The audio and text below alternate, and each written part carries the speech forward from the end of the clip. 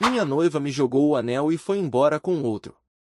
2 anos depois, dói nela me ver com a vida que ela sempre quis. Ela queria um homem de verdade. Mas trocou meus jantares improvisados por resortes, e meus abraços por ternos caros. E enquanto ela exibia o novo namorado como um troféu, eu só observava. Em silêncio. Porque o mundo gira. E quando girou, foi ela quem apareceu na minha empresa, implorando por uma segunda chance. Tenho 29 anos e conheci minha ex-noiva, Alba, que hoje tem 26, de um jeito que mais parece cena de uma comédia maluca. Era 2 da manhã e eu estava na biblioteca, com o olhar perdido, depois de passar 12 horas seguidas programando. Foi quando uma garota, com um cabelo cheiroso e um café na mão, tropeçou e derramou o latte inteiro no meu notebook. Qualquer outra pessoa teria surtado, mas eu só disse, bom, pelo menos agora meu código tem sabor. Em vez de fugir, ela riu. E foi assim que tudo começou.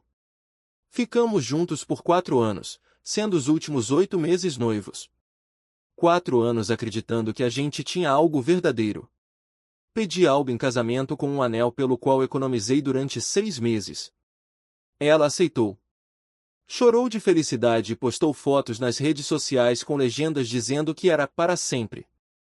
Ela costumava ir até meu apartamento no terceiro andar, um lugar minúsculo de uns 60 metros quadrados. O prédio tinha personalidade, o que é uma forma educada de dizer que tudo era velho e quebrado e o dono não ligava, mas Alba parecia adorar. A gente decorou o lugar com luzinhas de loja de desconto, posteres que eu tinha colecionado ao longo dos anos, e claro, com meu gato Pixel, sim, eu dei esse nome de propósito. Ele era um vira-lata resgatado, com o hábito irritante de derrubar tudo que via pela frente, mas toda noite dormia enroscado entre a gente. Alba dizia que era mais do time dos cachorros, mas eu pegava ela conversando com o Pixel quando achava que ninguém estava ouvindo. A família dela, por outro lado, nunca me aceitou de verdade. Eles não diziam na cara, mas dava para sentir. A mãe dela vivia me lançando olhares de desprezo, e o pai sempre perguntava sobre meu projetinho de computador com aquele tom de quem fala do amigo imaginário de uma criança. Os encontros familiares pareciam uma peça de teatro onde eu era o público e, ao mesmo tempo, o alvo das piadas. Curiosamente, naquela época Alba era diferente. Ela zombava do mundo elitista dos pais, dizia que não ligava para dinheiro nem status. A gente comia comida chinesa sentados no meu futon, assistindo série num computador que levava 5 minutos só para ligar. Ela falava que nada daquilo importava, mas no fim, tudo não passava de palavras vazias. A primeira rachadura no nosso relacionamento apareceu 6 meses antes do fim.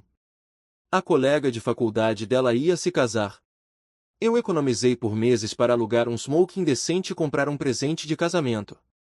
Achei que seria divertido, como uma prévia da nossa própria comemoração.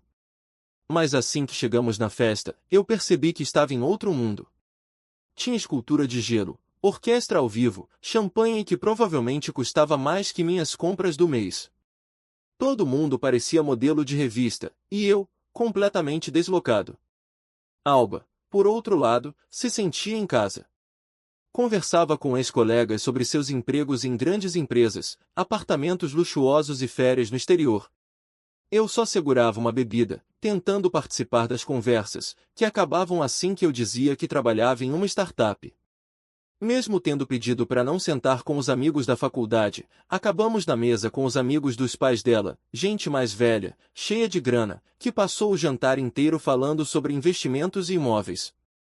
Tentei explicar meu projeto de forma simples, mas um deles riu e soltou: ainda brincando com computador? Tá na hora de arrumar um emprego de verdade. Ainda mais agora que vai casar, precisa amadurecer. O pior é que Alba não me defendeu. Só pareceu constrangida e mudou de assunto. No carro, quando falei sobre isso, ela disse que eu era sensível demais e que devia ter levado na esportiva. A próxima sinal veio algumas semanas depois.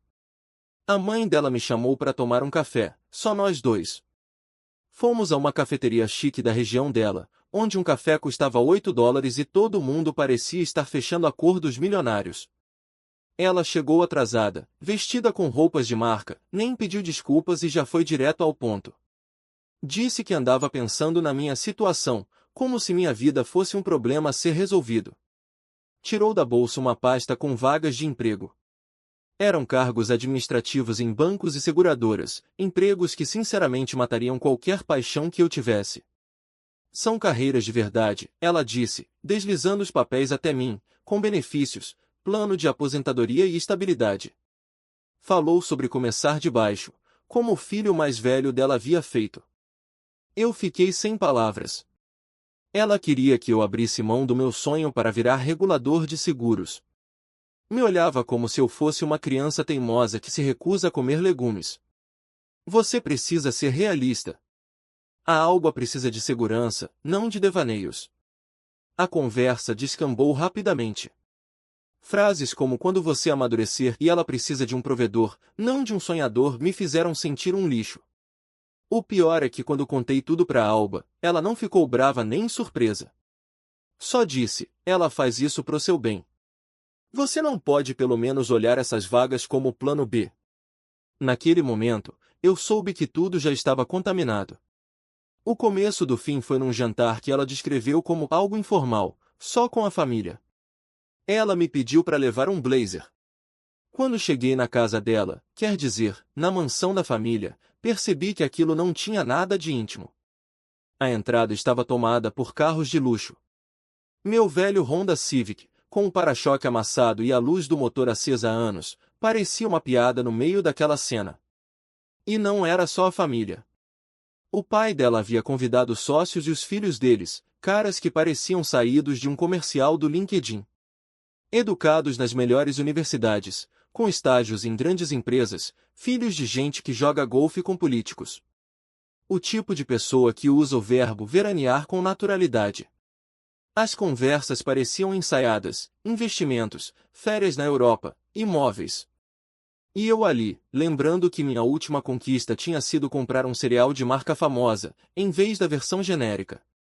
Foi então que começaram as perguntas direcionadas. Tudo parecia orquestrado, com a precisão de um cirurgião. E ainda está com aquele projetinho de tecnologia? Perguntou o pai da Alba com um sorriso cheio de desdém. É uma startup, corrigi, tentando não soar na defensiva. Ainda estamos no início, mas avançando com firmeza. Não mencionei que nossa última reunião com investidores tinha sido um desastre. Nem que meu sócio, Julian, e eu estávamos há semanas trabalhando mais de 80 horas por semana tentando resolver uma falha que fazia o protótipo travar sempre que alguém subia um arquivo maior que 50 megas. Tecnicamente, o projeto era uma bomba relógio. Financeiramente, a gente estava no limite. Um dos amigos do pai dela, aquele tipo bronzeado, com um sorriso perfeito, mesmo em pleno fevereiro, soltou uma risadinha, como se eu tivesse acabado de dizer que a Terra era plana. Tecnologia é tão instável hoje em dia. Você tem certeza de que vale a pena? Talvez não fosse ruim considerar um plano B. A condescendência escorria como manteiga derretida. Mas o que mais me machucou foi o silêncio de Alba. Em outras épocas, ela teria entrado na conversa, falado sobre como eu era apaixonado pelo que fazia, como acreditava no que estávamos construindo. Mas, dessa vez, não disse uma palavra. E foi aí que ele apareceu. A mãe dela o apresentou como se estivesse trazendo um enviado dos céus. O nome dele era Brody, recém-promovido a sócio júnior em um renomado escritório de advocacia corporativa. Formado em Princeton, com pós-graduação em Direito. Um exemplo de sucesso. Brody era tudo que eu não era. Alto, elegante, com terno sob medida e, provavelmente, sem nunca ter precisado checar o saldo bancário antes de comprar um café. Falava do bônus mais recente como se estivesse comentando sobre o tempo. Contou sobre o novo apartamento na área nobre da cidade, seu plano de 5 anos para virar sócio principal. E Alba? Olhava para ele como se estivesse hipnotizada. Fazia perguntas, ria das piadas sem graça dele, mostrava mais interesse pelo trabalho de Brody naquele jantar do que jamais demonstrou pelo meu. Cada pergunta dela era como uma facada. Eu mal falei 10 palavras a noite toda. Toda vez que tentava me inserir na conversa, me deixavam falar por alguns segundos antes de voltar o foco para os feitos de Brody ou alguma outra história de sucesso que não era minha. Eu observava, atônito, enquanto a Alba que eu conhecia ia desaparecendo. Aquela que costumava rir da arrogância dos outros, agora parecia se tornar exatamente como eles. Quando voltamos para o meu apartamento, ela estava diferente. Reclamou do elevador quebrado, que já estava assim há meses. Fez cara feia quando o Pixel pulou na cama, mesmo sendo o mesmo gato que antes ela dizia adorar. Comentou que o banheiro era pequeno, como se estivesse vendo o lugar pela primeira vez. Naquele instante, eu soube que algo tinha se quebrado. Só não sabia o quão rápido isso se tornaria oficial. Uma semana depois, ela apareceu na minha porta depois do trabalho. Ainda estava com roupa de escritório. Sentou na mesinha da IKEA onde a gente já tinha dividido tantas noites, jantares improvisados, jogos com os amigos, conversas sobre o futuro. A gente precisa conversar. Na hora, percebi que ela tinha ensaiado aquilo.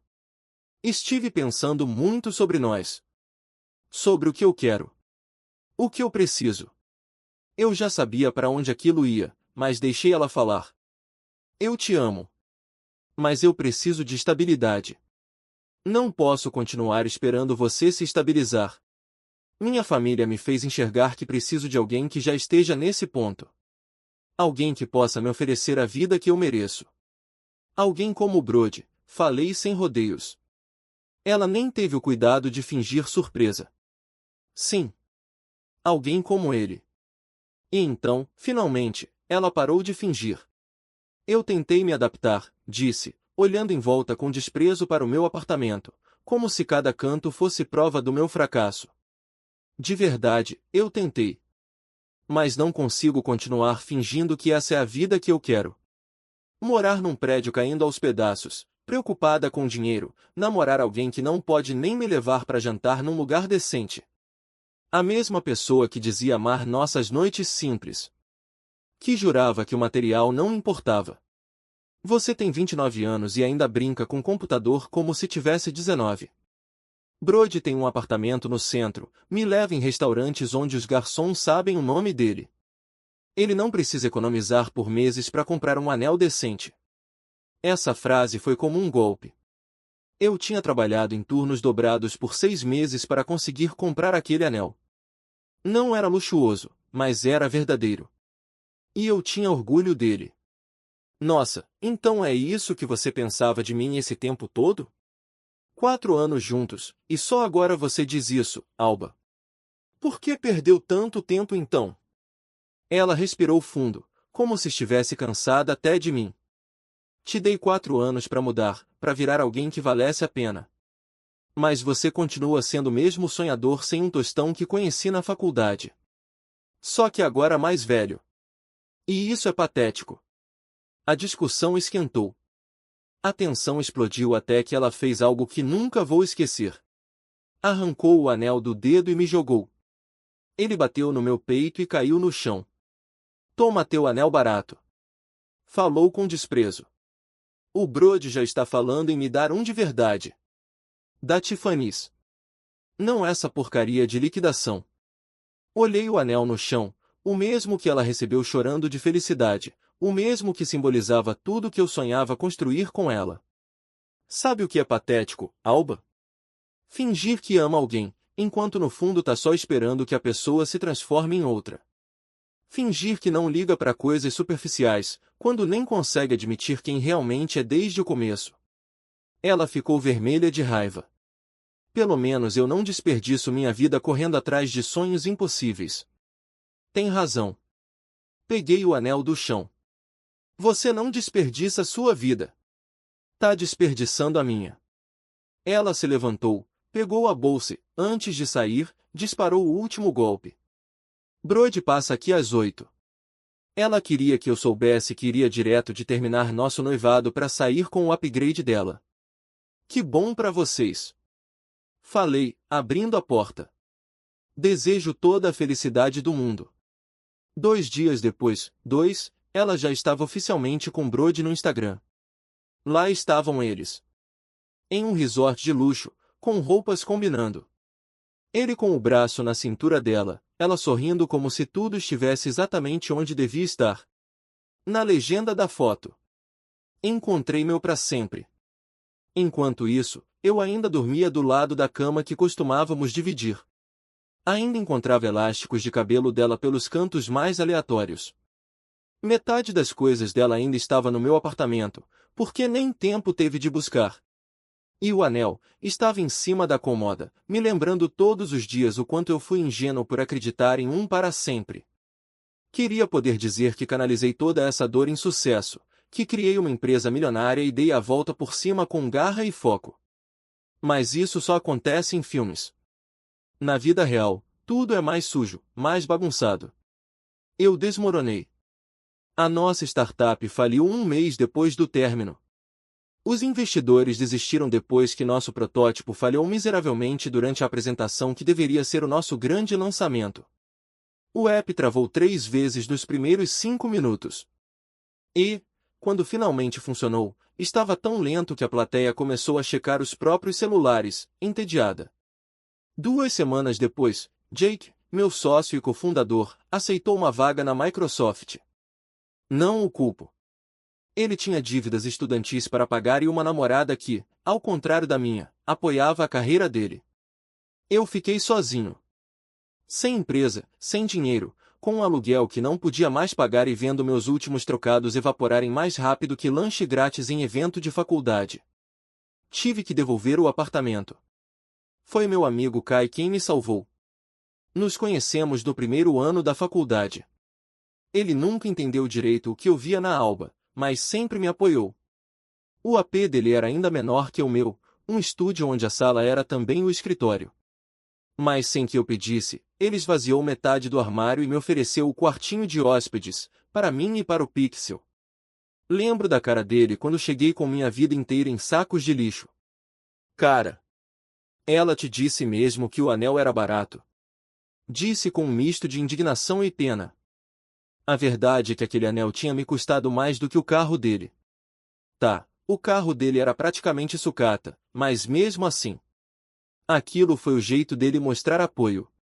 Um amigo de verdade.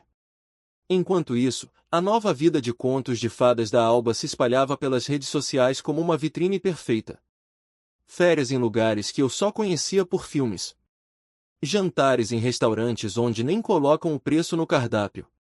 Cada postagem parecia um recado direto. É isso que eu mereço. Algo que você nunca poderia me dar.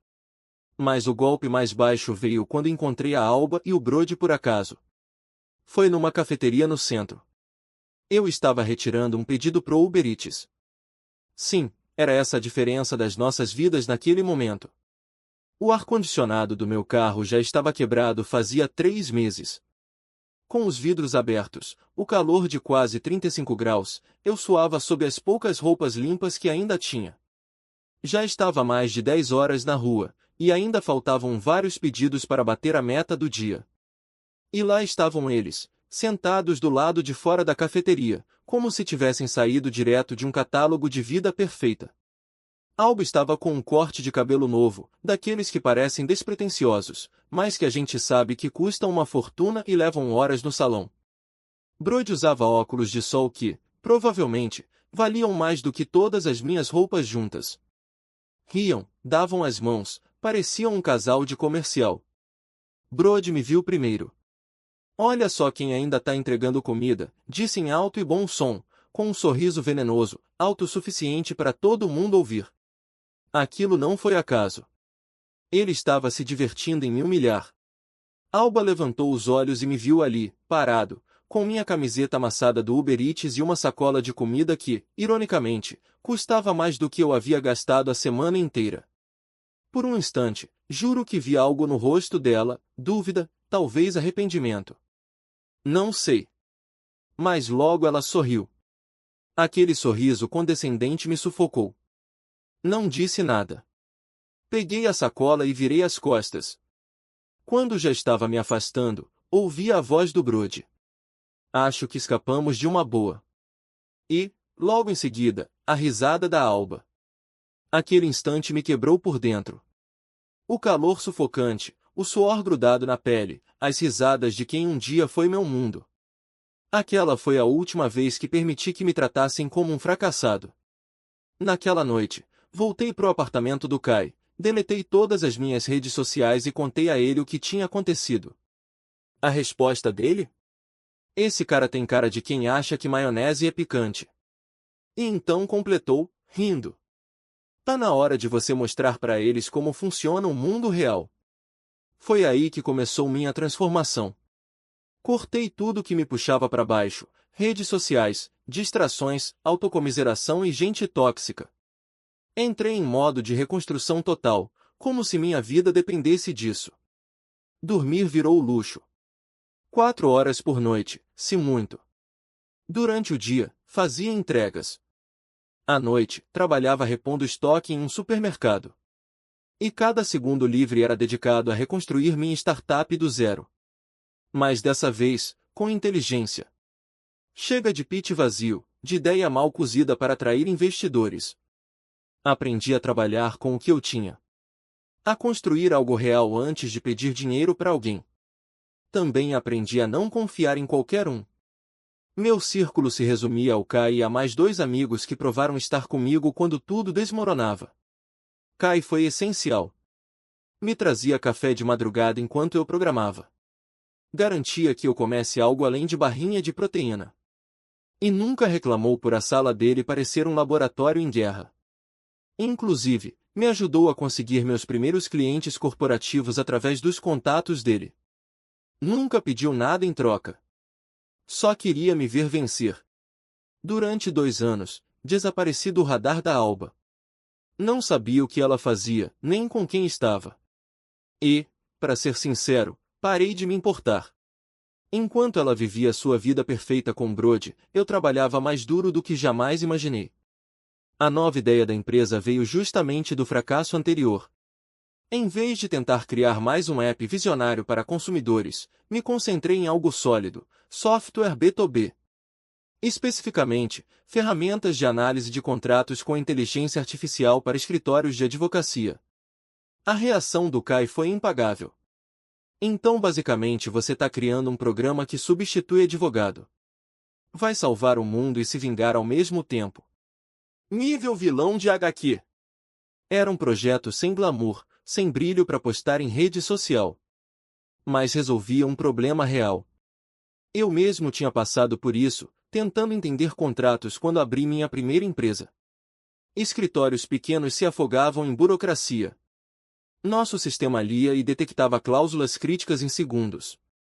E o melhor, tinha gente disposta a pagar por isso. Tudo mudou de repente. Um artigo pequeno numa revista especializada. Um cliente satisfeito que publicou uma resenha. E os boatos fizeram o resto. De uma hora para outra, os clientes começaram a nos procurar. Meu time era extraordinário. Gente comprometida, que acreditava tanto na visão quanto eu. Viraram minha família. Até o Jack reapareceu nessa fase, querendo voltar. Disse que a Microsoft era boa, mas sentia falta da energia de uma startup. Respondi que já estávamos completos, não por rancor, mas porque meu time atual era firme e leal. Em poucos meses, o crescimento foi exponencial. Fechamos contrato com um dos 5 maiores escritórios jurídicos do país. Isso atraiu ainda mais contratos, mais prestígio, mais investidores. A empresa que começou na sala de um AP, agora tinha escritórios em Londres e Singapura. Estávamos expandindo globalmente e sacudindo uma indústria que não mudava há décadas. E a ironia? A maior transformação que causamos foi justamente na área do direito corporativo, o setor onde Brody trabalhava. Nossas ferramentas estavam automatizando as tarefas dos advogados juniores, exatamente aquelas que alavancaram a carreira dele. Quando me dei conta disso, Kai quase engasgou com o café de tanto rir. Você está me dizendo que sua empresa está tirando o emprego de advogados de elite, tipo aquele palhaço? E ele nem faz ideia.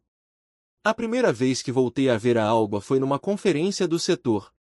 Mas não como espectador, dessa vez, eu era o palestrante principal.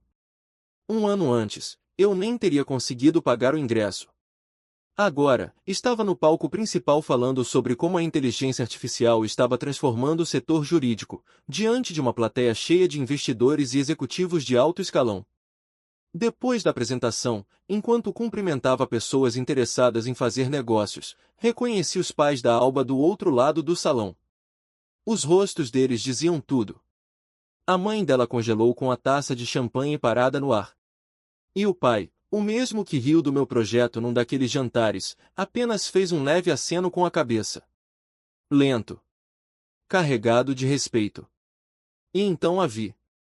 Alba. Estava de pé, parada, olhando para mim como se tivesse visto um fantasma. Continuava bonita, sim, mas já não transmitia aquela confiança ensaiada das redes sociais. Tinha algo nela que havia apagado. Não trocamos uma palavra. Nem tentamos nos aproximar. Mas eu vi com clareza o exato momento em que ela percebeu quem eu era agora. O homem que ela largou por achar um fracassado, agora era mais bem-sucedido que qualquer um do círculo social dela. Lembro da mensagem que enviei pro Kai depois. Ela tinha a cara de quem acabou de perceber que perdeu a chance da vida. Me diz que sim, por favor.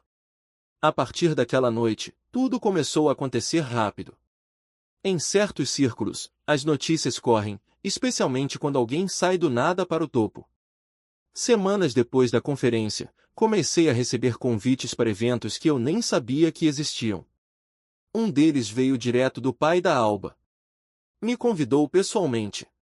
Aceitei, não por busca de aprovação, mas porque eu sabia exatamente o que eles queriam, se vincular ao meu sucesso. Cheguei de propósito com atraso. Quando entrei, vi logo os dois, Alba e Brody. Ele parecia exausto. Tenso. Com aquele olhar de quem sabe que o mundo está desabando, mas não tem ideia de como impedir. Se agarrava ao celular como se fosse um salva-vidas. A firma onde trabalhava estava perdendo clientes num ritmo alarmante.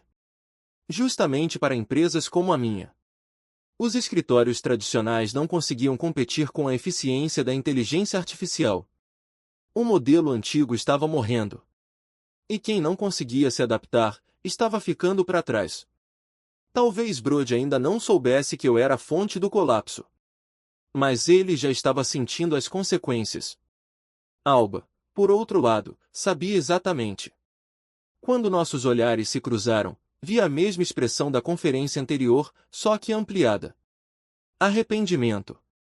Puro e inegável. Uma semana depois, ela me mandou mensagem. Eu já tinha apagado o número dela há tempos. Mas o texto chegou mesmo assim. Oi, faz tempo. Queria saber se a gente poderia conversar. Só conversar. Não respondi. Então ela fez algo ainda mais desesperado. Apareceu no meu escritório. Era tarde. A equipe já tinha ido embora. Eu estava terminando de responder alguns e-mails quando o segurança me ligou, dizendo que uma mulher estava pedindo para me ver. Nem precisou de escrever. Fiquei entre mandar escoltarem ela para fora, ou deixar subir. Decidi deixar subir. Esse era o momento para qual, sem saber, eu vinha me preparando desde o dia em que ela foi embora. Ela entrou com passos inseguros, observando o mobiliário moderno, os prêmios na parede, tudo muito diferente do apartamento pequeno que um dia compartilhamos. A segurança que ela costumava exalar tinha sumido. No lugar, havia uma tensão nervosa que eu nunca tinha visto nela. Oi? Disse com um sorriso triste. Faz tempo. Me recostei na cadeira, cruzei os braços e não respondi. Só observei enquanto ela se mexia desconfortável na frente da minha mesa. Respirou fundo. Eu errei em tudo. Escutei minha família e destruí o que a gente tinha. Mordeu o lábio, esperando minha reação. Você sente falta? Ela perguntou. Sente falta do que éramos? Concordei levemente com a cabeça, como se ponderasse, e então perguntei. Você sente minha falta? Ou sente falta do que eu sou agora? Ela concordou com uma fagulha de esperança nos olhos. Eu sei que te magoei. Mas talvez, a gente pudesse tentar de novo. Fiquei em silêncio por alguns segundos. E então soltei uma risada. Não sarcástica. Nem amarga. Foi apenas engraçado. Recomeçar. Repetir. O nosso relacionamento terminou no dia em que você decidiu que eles valiam mais do que eu. Ela desviou o olhar. Machucada. Você não me quis quando eu não tinha nada. Não confiou em mim quando mais precisei. Foi embora com alguém mais rico e me chamou de fracassado. Mas agora que tudo mudou, agora você quer voltar. Cada palavra parecia atingir como uma facada. Me levantei devagar, abotoando o paletó com calma. Alba, eu não penso mais em você. Não sinto sua falta. E, te garanto, não preciso de você. Nesse exato momento, a porta do meu escritório se abriu. Era Chloe, minha namorada. Uma designer de produto brilhante, que conheci numa conferência, quando minha empresa ainda funcionava no apartamento do Kai. Uma mulher inteligente, forte, linda e completamente o oposto da imagem superficial da Alba. Ela ficou pálida. Virei-me para Chloe e sorri com carinho. Depois, olhei de volta para Alba. Encontrei alguém que está no meu nível. Acontece que não era você. Acompanhei Alba até o elevador e observei as portas se fecharem. Não senti euforia, nem vingança. Só paz. A tranquilidade de ter encerrado um capítulo que já devia ter sido fechado anos atrás. Mas aquilo não foi o fim, foi só o primeiro movimento de uma partida muito maior. Algumas semanas depois, começaram a circular os rumores. O escritório de Brody estava à beira do colapso. Nosso sistema, baseado em inteligência artificial, estava substituindo serviços jurídicos tradicionais numa velocidade assustadora. Éramos mais rápidos, mais baratos e mais eficientes. Fazíamos em minutos o que eles cobravam por horas. Os sócios antigos estavam perdendo o controle. E ao invés de se adaptarem, tomavam decisões desesperadas, o que só piorava tudo. Soube por contatos do setor que Brody estava à beira de um colapso nervoso. Trabalhando mais de 90 horas por semana, gritando com colegas e tentando desesperadamente segurar os maiores clientes. Como sempre, Kai teve a frase perfeita. Então, o cara que tirava sarro de você por brincar com computadores, agora está sendo destruído por elas. Poético. Os investidores começaram a pular fora. Chamavam o escritório de Brody de dinossauro, incapaz de sobreviver no mercado moderno. E o melhor, ele ainda nem sabia que eu era o responsável por toda essa derrocada. Enquanto Brody desmoronava, os pais da Alba entraram em modo controle de danos. Aqueles mesmos que me trataram por anos como um fracassado indigno da filha, agora estavam tentando reatar contato. A mãe mandava e-mails gentis me parabenizando pelos meus feitos incríveis. O pai falava de mim em entrevistas, chamando-me de um dos empreendedores mais promissores da década. Começaram a me convidar para eventos disfarçados de networking. Não respondi nada, até que o pai dela me ligou pessoalmente. Atendi por pura curiosidade. O tom dele era caloroso, quase paternal. Filho, devíamos conversar sobre negócios, parcerias, deixar o passado para trás, sabe? Deixei ele falar de sinergia, colaboração, futuro em comum, mas eu já sabia onde ele queria chegar. Olha, eu sei que a Alba cometeu um erro, todos sabemos. Mas ela não tem passado por um bom momento. Talvez, se vocês dois apenas. Desliguei antes que terminasse a frase. Não havia arrependimento. Nenhum pedido de desculpas. Só um jogo sujo para tentar salvar as aparências. Essa foi a última vez que atendi qualquer ligação deles. Mas o melhor ainda estava por vir. O momento em que Brody finalmente entendeu quem estava por trás da queda dele foi impecável. Eu participei de mais uma conferência, dessa vez como painelista. O tema era o futuro da inteligência artificial no setor jurídico. No meio da conversa, o CEO de uma grande firma elogiou minha empresa publicamente. Esses caras estão revolucionando o mercado. Até as firmas tradicionais estão tendo dificuldade para acompanhar. A câmera girou para o público. E lá estava Brody. Rosto pálido. Olhos arregalados. E uma expressão de puro choque e reconhecimento. Naquele instante, ele entendeu que eu não era apenas o ex-namorado fracassado da ex dele. Eu era o homem que estava desmontando sua carreira, peça por peça. Naquela mesma noite, ele teve um surto. Recebi uma mensagem de um conhecido em comum. Mano, o Brody surtou numa reunião de sócios. Você precisa ouvir isso. Durante uma sessão estratégica, um dos sócios citou minha empresa como o maior exemplo de concorrência a ser superada. Brody perdeu o controle. Gritou que eu era só um sortudo, um farsante, que minha empresa ia falir, que o direito tradicional sempre prevaleceria. O problema é que ninguém ali acreditava mais nisso. Todos o olharam como se ele tivesse perdido a sanidade. Foi ali que perceberam, ele não era mais o futuro. Esse lugar agora era meu. Mas ainda havia uma última jogada. Meses depois, minha empresa estava prestes a concluir sua aquisição mais ousada, um escritório jurídico menor, mas de grande peso e concorrente direto da firma do Brody. Não era só uma transação comercial. Era um checkmate. Depois do fechamento, começamos a captar os maiores clientes da firma dele. Em menos de 6 meses, o escritório de Brody teve que se fundir com outra empresa maior, para não desaparecer. Brody passou de sócio júnior a empregado comum. Provavelmente fazendo o mesmo trabalho básico do qual ele tanto se orgulhava de ter fugido anos atrás. O garoto prodígio. O cara que tinha tudo de bandeja. Agora era só mais um, tentando sobreviver numa indústria onde não havia mais lugar para ele. Mas a história ainda não tinha terminado. 3 semanas depois da fusão oficial do escritório dele, Alba apareceu de novo na minha empresa. Só que, dessa vez, era outra pessoa. Não era a mulher confiante e radiante que um dia eu conheci. O que vi diante de mim foi o retrato da pura desesperação. Era uma sexta-feira à tarde, perto das 19 horas. A maioria da equipe já tinha ido curtir o fim de semana, mas eu fiquei para revisar alguns contratos. Foi quando recebi uma ligação do segurança. Ele parecia incerto. Senhor, tem uma mulher aqui. Está um pouco alterada. Diz que precisa muito falar com o senhor. Pode deixar subir, respondi.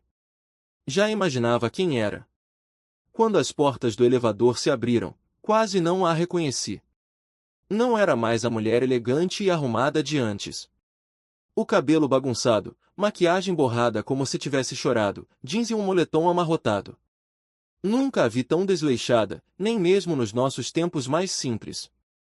Graças a Deus que você tá aqui, disse, entrando sem nem pedir permissão.